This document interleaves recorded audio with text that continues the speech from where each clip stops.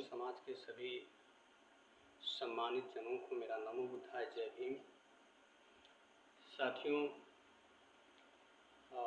मैं इस समय बोध गया में उपस्थित हूँ, जो तथागत बुद्ध की ज्ञान स्थली है और पूरे विश्व में इस बोध गया का नाम है। और इस बोध गया में हम के बौद्ध साहब के घर पे आए हुए हैं, जिनका अपने जीवन में बहुत बड़ा संघर्ष है। एयरफोर्स की नौकरी में उन्होंने समाज का सेवा किया और सेवानिवृत्त होने के बाद इस बहुजन समाज को बौद्ध संस्कृति से परिचित कराना एवं उनके संस्कारों को बदल करके बौद्ध संस्कारों में परिवर्तित करने का काम जो तथागत बुद्ध का धम्म था एवं बाबा साहब अम्बेडकर के जो विचार थे समाज के बीच में पहुंचाने का कार्य आप निरंतर कर रहे हैं। और हम आपके घर पे उपस्थित हैं। पहले तो हम सर से चाहेंगे कि सर अपना परिचय बताएं और परिचय के साथ साथ अपने जीवन के कुछ ऐसे रोचक तथ्यों को बताएं कि जिनसे आपने बहुत से समस्याओं को झेलते हुए एक समाज में एक अपनी पहचान कायम की और समाज में नेतृत्व करने की सोच आपने अपने अंदर डेवलप की। तो सर हम चाहेंगे कि सबसे पहले अपना परिचय बताएं और फिर अपने संघर्षों को बताएं। जय भीम, नमो बुद्धाय। साथियों, पहले हम अपना जैसा उनका रिक्वेस्ट है कि हम अपना परिचय दे दें। तो हमारा नाम के बौद्ध हुआ। अभी वर्तमान में हम पेशे से वकील हैं, लेकिन इसके पहले हम 1973 से लेकर के 1988 तक हम एयरफोर्स में नौकरी किए 15 साल। इसके बाद नौकरी के दौरान ही हमने बीए किया, एलएलबी किया और उसके बाद नौकरी से रिटायर होने के बाद हम सरकारी वकील बन गए, एपीपी असिस्टेंट पब्लिक प्रोसिक्यूटर। 88 में हम ज्वाइन किए। इसके बाद 2015 में हम सेवानिवृत्त हो गए।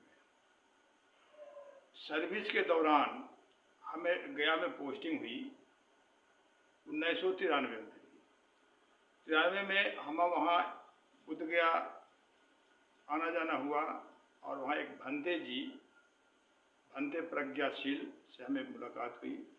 उनके विचार से और उनके व्यवहार से हम बहुत ही प्रभावित हुए और हम बुद्धिज्म की ओर झुक गए। इसके बाद उनसे वार्तालाप होता रहा। फिर हमने निर्णय लिया कि हम तो सुधर जाएंगे और सुधर गए, लेकिन ये जो इतना अच्छा धर्म है इसे लोगों में कैसे प्रसारित किया जाए। तो इसलिए हम 93 से ही शुरू कर दिए। हम अपने घर में ही पहले अपना बीवी, बेटा, बेटी और अगर कोई रिश्तेदार आ गए तो रिश्तेदार और पड़ोस के बच्चे आ गए, उनके साथ हर बुधवार के शाम को हम बुद्ध का फ़ोटो, अम्बेडकर साहब का फ़ोटो रख करके और हम वंदना करना शुरू किया हर बुधवार के शाम। बीच में हमें दिमाग में आया कि क्यों न बुद्ध के नाम पर मिलने जुलने का एक कल्चर डेवलप किया जाए। तो ये हमने सोचा और हमने स्लोगन बनाया, क्योंकि विचारधारा ही शासन करता है देश और दुनिया में। तो हमने एक विचारधारा दिया कि बुद्ध गौतम के नाम बुधवार के शाम देश के हर गांव में सामूहिक वंदना का। इसी सिद्धांत को हमने लागू करने का प्रयास किया और हमें भंते प्रज्ञाशील जो अभी वर्तमान में थाईलैंड में हैं, उनसे हमको बहुत प्रेरणा मिला और हमें सहयोग भी मिला उनसे। और यहाँ तक कि कोई भी संस्कार जीवन का है, जैसे जन्मोत्सव है, शादी है, कोई मुंडन भी कराते हैं, मकान का उद्घाटन होता है या शिलान्यास होता है, कोई भी संस्कार हम बुधवार के लिए रिजर्व करते हैं। इससे हमारी एक पहचान बने, ऐसा हमने किया। इसमें सबसे पहला हमें याद है कि भंते जी ने सहयोग किया। एक जुगल जोड़ी अपना बच्चे को मुंडन कराने के लिए वो बुद्ध गया आए हुए थे महाराष्ट्र से। तो भंते जी बता रहे थे कि वो दोनों को वो बताए कि अगर आपके प्रोग्राम में कोई तब डिस्टर्बेंस ना हो तो उन लोग मंगलवार को कराना चाहते थे। तो मंगलवार को कराना चाहते थे तो वो बोले कि अगर आपको कोई ज़्यादा डिस्टर्बेंस ना हो तो मंगल के बजाय आप बुध को मुंडन कराएं, ताकि जीवन भी याद रहे कि बच्चे का मुंडन बुधवार के दिन हुआ था, बुध गया में हुआ था। वो दोनों एग्री हो गए और वो बुधवार 24 घंटा इंतजार किए ताकि बुधवार के दिन मुंडन हो। इस तरह से हमारा संस्कारिक कार्यक्रम शुरू हुआ। ये बात मैं आपको 95-96 बता। उस समय से हमने विधिवत एक अम्बेडकर छात्रावास है, वहाँ हम जो हमारे जो सरकारी आवास था उससे बहुत नज़दीक ही था, तो हम रेगुलर जाने लगे और एक नियम बना दिए कि हर महीना का पहला संडे हम छात्रावास में आएंगे और सभी को बोलना होगा जो उपस्थित रहेंगे। हम परिचय दिलवाने का अभ्यास करवाया लोगों को, वो भी इंग्लिश में, क्योंकि सभी पढ़ते थे। तो महीना में एक दिन हर महीना के पहला संडे हम जाते थे और बुधवार को उन लोग आते थे हमारे आवास पर। वो आवास पर क्रिया जारी रहा हर बुधवार के शाम। एक बार जापान के एक सज्जन से हमें भेंट हुई बुध गया। तो जापान, उनको हम अंग्रेजी में समझाना था हमें, तो हम पूछे उनसे कि how many months in year. वो बोला 12। तो हम बोले कि आई विल गिव 12 W। फिर हमने सुनाया what a wonder when we wish weekly Wednesday wisdom wave wonder world wide. कहने का मतलब कि ये हमने, हाँ, तो उनसे क्या हुआ, वो जो हम बोले तो हमको ऊपर नीचे देखने लगे। तो हम बोले भाई I don't have height, what you are looking at. उन्होंने सवाल किया कि where from you got this slogan. अभी किताब में तो कहीं है ही नहीं, ये हमारा प्रोडक्ट था। तो हम बोले कि this is a gift of my this brain. इस पर जापानी का कमेंट था कि I want to see that place where you are thinking all this things. तो हमने बताया you are welcome but on Wednesday. और वो वेंसडे को आए और आए तो अच्छा, हम भी ऑफिस से आ गए थे 5 बजे लगभग। चाय पानी हुआ, उसके बाद हम लड़के आने लगे छात्रावास। आने लगे तो 2-4 लड़के आए, 7 लड़के आए, 8 लड़के आए। तो उनको लगा भाई क्या बात है, इतना लोग आ रहे हैं। तो हम बताए कि आज वेंसडे है इसलिए लोग आ रहे हैं। तो बड़ा ढंग से पूछे कि क्या मैं भी ज्वाइन कर सकता हूँ। Yes, it is for all over world. तो वो थैंक्स बोले और बैठ गए। संजो उस दिन 22 लड़के आए थे। तो सबका परिचय जैसे हम कराते थे, सबको परिचय भी बहुत ज़रूरी है। परिचय से व्यक्तित्व निखरता है, सोच बदलता है। तो हम परिचय कराए, सभी का परिचय कराया। उस पैशेंटली और इंग्लिश में परिचय होता था, इसलिए लोग सुन भी रहे थे, बढ़िया समझ भी रहे थे। इस तरह से जब हम ध्यान क्रिया कराए, हमें याद है कि 2200 को अलग अलग फोटो खींचे।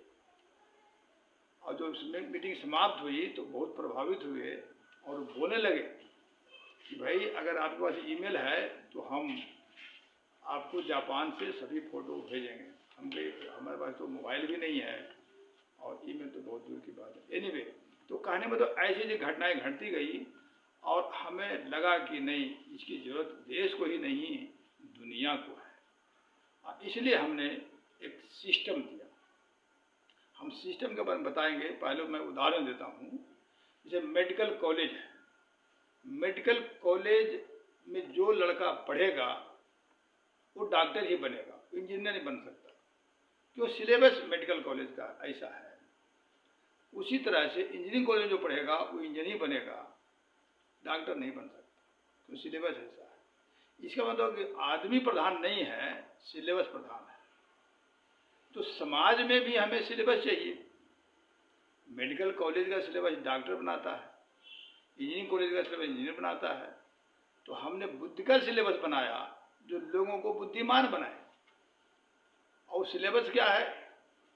तो हम इसके 4 पार्ट बनाए हैं इसका। पहला है समाज के लिए, दूसरा है परिवार के लिए, तीसरा है व्यक्तिगत और चौथा है सांस्कृतिक। तो पहला है सिलेबस, वो ये है समाज के लिए। उसको मैं एक्सप्लेन करता हूँ कि समाज में जितनी भी समस्याएं हैं, अब 100 समस्याएं लिख के दें हमको, हम आपको साबित करेंगे कि उसका एक बहुत छोटा कारण है, वो ये है कि हम मिलते नहीं। जितना भी समाज के पड़ोस में पैदा होता है समस्या, उसका एक ही कारण है कि हम मिलते नहीं।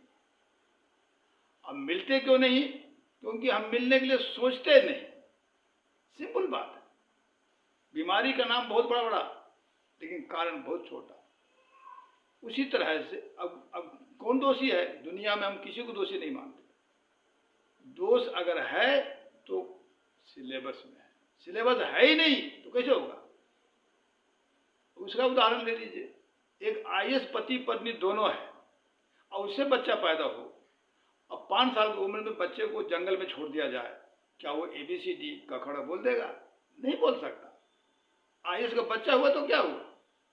इसका उल्टा भी ले लीजिए कि माता पिता दोनों अनपढ़ हैं और उसके बच्चे को उठा करके इंग्लैंड भेज दीजिए, अब बुलाइए 15 साल के बाद, तो वो जो बच्चा बोलेगा वो इंडियन लैंग्वेज बोलेगा कि अंग्रेजी बोलेगा? अंग्रेजी बोलेगा। इसमें लोग बचपन से आदमी जीरो होता है, सादा कैसेट की तरह, और जो लैंग्वेज टेप हो जाएगा वही जिंदगी भर बोलेगा।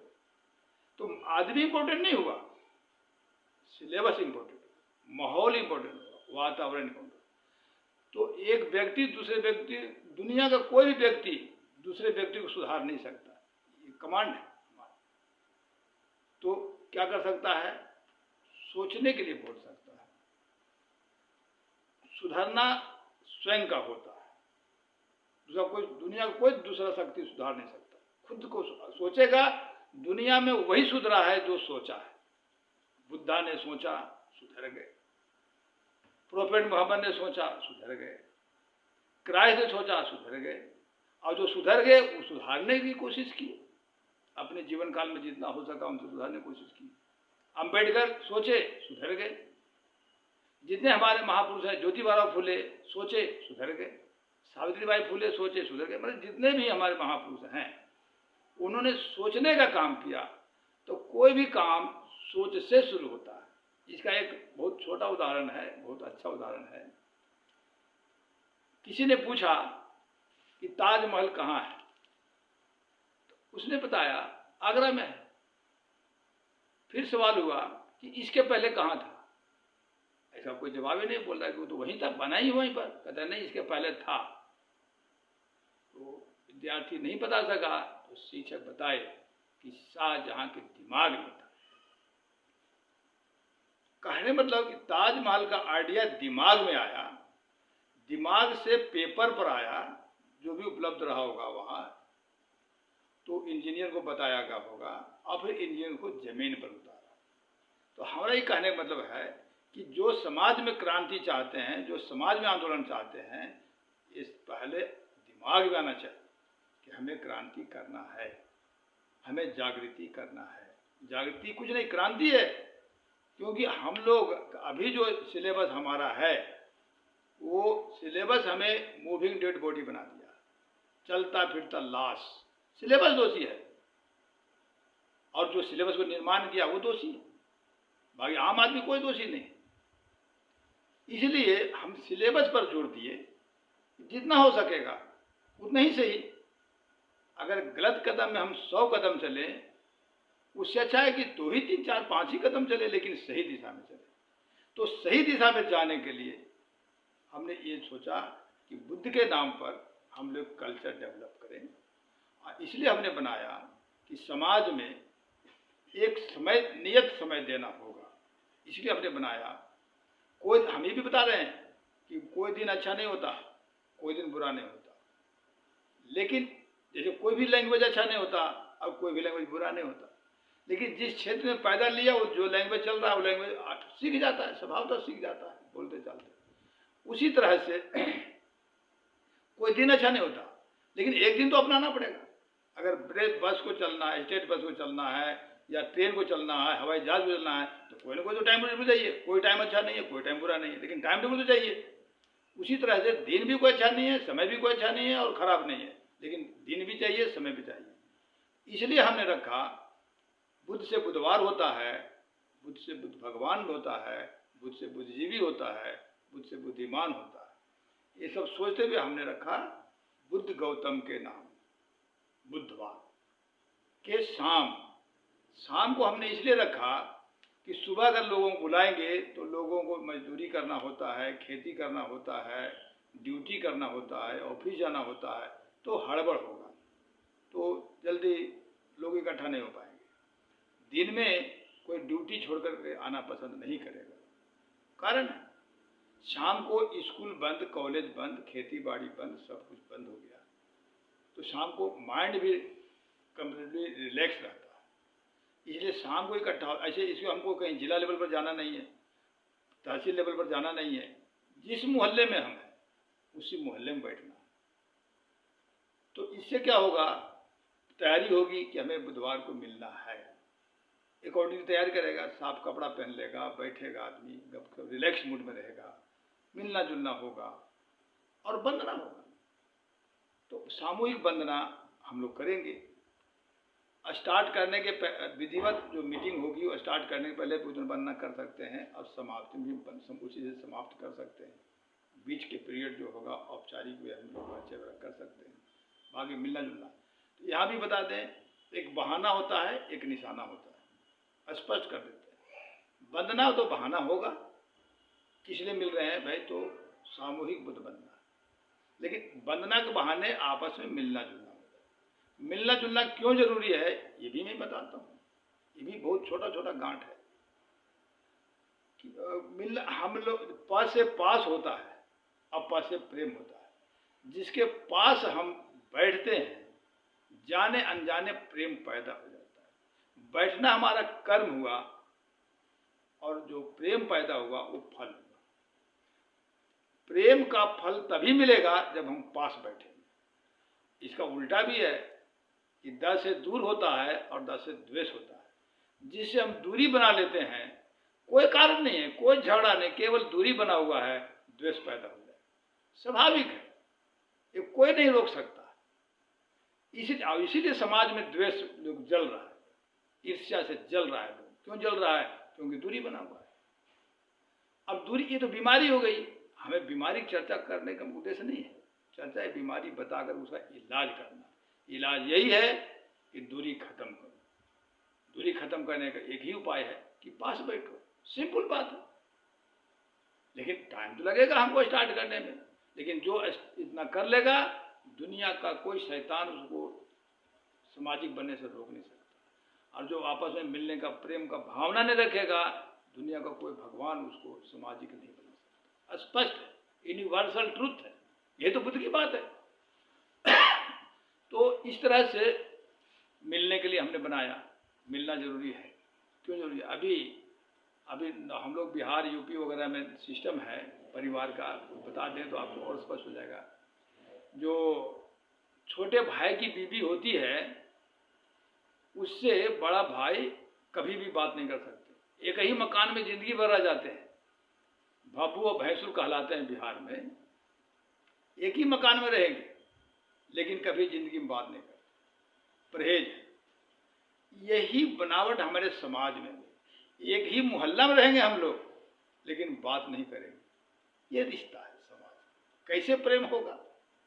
और शर्त है, अगर प्रेम चाहिए पास बैठना पड़ेगा। जिस महिला से आपकी शादी हुई, शादी के पहले उसे कोई मतलब नहीं था, शादी हो गई, पास रहने लग गए, पास रहते रहते प्रेम हो गया। प्रेम ऑटोमेटिक होता है उसी तरह से, लेकिन शर्त है पास होना। और हम लोग में शक्ति है। शक्ति कितना है, मैं इसका एक उदाहरण देता हूँ।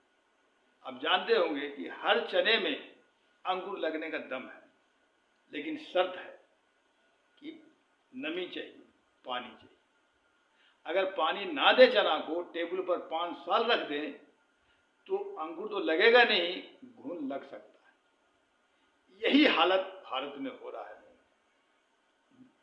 उसी तरह से हर चना में, जिस तरह से हर चना में अंकुर लगने का दम है, लेकिन शर्त है पानी चाहिए, उसी तरह से हर व्यक्ति में बुद्ध बनने का गुण है, विद्यमान है। जैसे चना में अंकुर का गुण विद्यमान है, उसी तरह व्यक्ति में बुद्ध का गुण विद्यमान है, लेकिन शर्त है सम्मान चाहिए, वो मिलने रहा है। तो चना को पानी नहीं मिला, घुन लग गया, खत्म हो गया। उसी तरह से व्यक्ति को सम्मान नहीं मिला, घुन लग गया, बेकार हो गया, बुद्ध नहीं बन सका। लेकिन अगर उसको सम्मान मिले तो निश्चित है दुनिया का कोई ताकत नहीं रोक सकता उसको बुद्ध बनने से, लेकिन शर्त है सम्मान से। अब सम्मान कहाँ मिलेगा? सरकारी नौकरी में किसी को सम्मान नहीं है, बहुत स्पष्ट बता रहे हैं, वो होता फर्क रहेगा। और जब तक नौकरी रहेगी तब तक किसी न किसी रैंक में ऊपर नीचे रहेगा। लेकिन समाज का बानवट अलग है। समाज शब्द का आप संधि विच्छेद करके देखिए, सम जोड़ ज, जहां समता का जन्म होता है वही समाज होता है। अगर समता का जन्म नहीं है, समाज नहीं हो सकता। इसलिए कर करके हमें समाज में सम्मान मिलेगा, क्योंकि जहां समता होगा वहीं सम्मान है। सम्मान को जोड़ तोड़ के देखिए, सम जोड़ मान, सम्मान। तो जहां बराबर मानते हैं एक दूसरे को, वहीं समान मानेंगे तो सम्मान मिल जाएगी। लेकिन हम लोग सम्मान मानने के लिए तैयार नहीं है।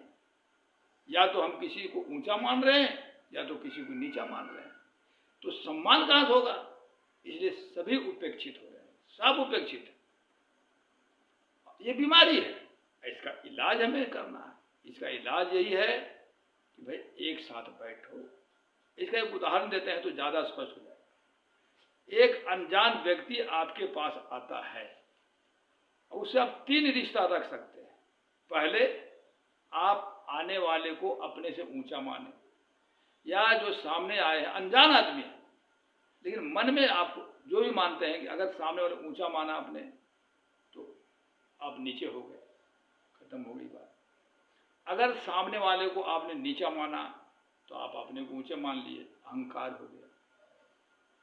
अब तीसरा है कि सामने जो भी आया है, ठीक है, जान पहचान नहीं, कोई बात नहीं, है तो इंसान। तो अगर उसको अपने बराबर माना तो आप सम्मान भी दे दिए और आपको भी सम्मान मिल गया। ये आपके ऊपर है कि हम दबू बने या अहंकारी बने या हम सम्मान। तो कहावत है कि अगर आपको रेस्पेक्ट चाहिए किसी से तो first you respect yourself. First you respect yourself. तो आप अपने को कहाँ रेस्पेक्ट कर रहे हैं? अपने को ऊंच मान रहे हैं या नीच मान रहे हैं? बराबर तो मान ही रहे हैं, तो सम्मान कहाँ मिलेगा? इसलिए पहले हमें सोचना होगा कि सामने वाले को हम क्या माने, इसी पर आपका आगे का गतिविधि निर्भर करेगा। तो ये अब ये आएगा कहाँ से? उसी के लिए समाज है। समाज में हम लोग जीते नहीं हैं। हम लोग चाहे गांव, निरी गांव भी अगर है वो भी समाज नहीं है। शहर का तो हम बोलेंगे बाजार बाजार है, गांव भी बाजार ही है।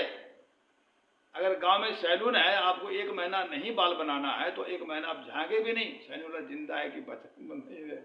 क्यों? जूते का काम है तो आप जाएंगे जूते की दुकान में, नहीं तो कोई मतलब नहीं। कपड़ा लेना है तो जाएंगे कपड़े की दुकान, तो कोई मतलब नहीं। टेलर से काम है तो जाएंगे टेलर से, तो कोई मतलब नहीं। तो ये बाजार है कि समाज है? इसलिए भारत में जो कल्चर बना हुआ है ये समाज है ही नहीं, बाजार है, चाहे गांव हो या शहर। अब बाजार में पैसा होता है, उसमें प्रतिष्ठा नहीं मिलता। समाज में ही सम्मान मिलेगा, समाज में प्रतिष्ठा। तो हम एक बुद्ध के नाम पर एक बौद्धिक समाज की स्थापना चाहते हैं, और पूरे देश में ही नहीं पूरे विश्व में। और हम कन्फर्म है कि अगर भारत सुधर गया तो भारत से ही तो संदेश विश्व में गया है। अगर भारत सुधरेगा विश्व भी इसको फॉलो करेगा। वो विश्व गुरु है, विश्व गुरु था और विश्व गुरु रहेगा। बीच बीच में जैसे आंधी तूफान आता है वैसे अभी आंधी तूफान आया हुआ है, इसका कोई प्रॉब्लम नहीं है। आएगा, समय बदलता रहता है, ये भी बुद्ध का सिद्धांत है। समय पर हर चीज़ परिवर्तनशील है, बदलेगा। तो इस तरह से हम अब इतनी ही बताने की कोशिश किए कि समाज जो है बहुत जरूरी है। अब परिवार और समाज में फर्क देखिए।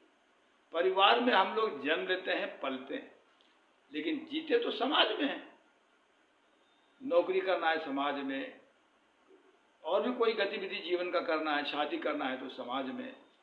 तो इस तरह से हमें दोनों की जरूरत है, समाज की भी जरूरत है और परिवार की जरूरत है। इसलिए दोनों का दो कल्चर बनाया हमने। समाज के लिए हमने बनाया, जो वही बता चुके हैं कि एक दिन सप्ताह में मिलना है और बुद्ध के नाम पर बुधवार को मिलना है। इसको फिर से थोड़ा बता दें, अब बता ही चुके हैं, W से वेंसडे होता है, W से विजडम होता है, W से वीक होता है और W से वर्ल्ड होता है। और इसलिए इस समाज में एक दिन मिलें, और ना इसमें PM की मर्जी होगी, ना CM की मर्जी होगी, ना DM की मर्जी होगी, क्योंकि PM, CM, DM ये तीनों सरकारी पोस्ट है, समाज में उसका कोई पोस्ट नहीं है। समाज में सभी सदस्य बराबर हैं, और यही मान्यता से ही हम मिलेंगे, तब भी हम सम्मानित होंगे, नहीं तो फिर खत्म हो जाए। इसलिए उदाहरण के लीजिए, आप मुस्लिम भाई देश नहीं दुनिया में हैं, लेकिन एक दिन मिलते हैं। ईसाई भाई दुनिया में हैं, एक दिन मिलते हैं। वहाँ कोई PM, CM, DM नहीं होता, जो भी होता मुसलमान होता है, जो भी होता ईसाई होता है। उसी तरह से हम लोग जो समाज बनाना चाहते हैं, बुद्धिस्ट के समाज जो बनाना चाहते हैं, उसमें कोई PM, CM, DM नहीं होगा, जो होगा बुद्धिस्ट होगा। पद चाहे जो हो, पेशा चाहे जो हो, शिक्षा चाहे जो हो, उससे कोई मतलब नहीं, सभी मानव बराबर है। ये मान्यता करेंगे तो समता का भाव पैदा होगा। ये हो गया समाज में। अब ये परिवार में हम लोग देख रहे हैं कि फादर जो है वो फीडर हो गया है, आम समाज में यही हो रहा है। बेटा तभी बाप से बात करेंगे जब उन्हें कुछ मोबाइल की जरूरत है, या मोटरसाइकिल की जरूरत है, या कपड़े की जरूरत है, या कोई और जरूरत है, नहीं तो बात नहीं करते। संवादहीनता है, दो भाई है आपस में बात नहीं करते। क्यों नहीं करते? जिसको जैसे भूख लगता है जाते हैं खाते हैं, जैसे होटल है, जैसे ग्राहक को भूख लगता है जाते हैं खाते हैं, तो ये परिवार भी होटल बन गया। होटल में आपको भोजन मिल सकता है, प्रेम नहीं मिलता। उसी तरह परिवार हो गया, भोजन मिल रहा है, प्रेम नहीं मिल रहा है। और बिना प्यार का जो परिवार है वो पिंजड़े के समान है। ये बीमारी है, इसका इलाज हम बता रहे हैं और बनाए हुए हैं, हम लागू किए हुए हैं। तो इसमें कैसे क्या करना है, हमें एक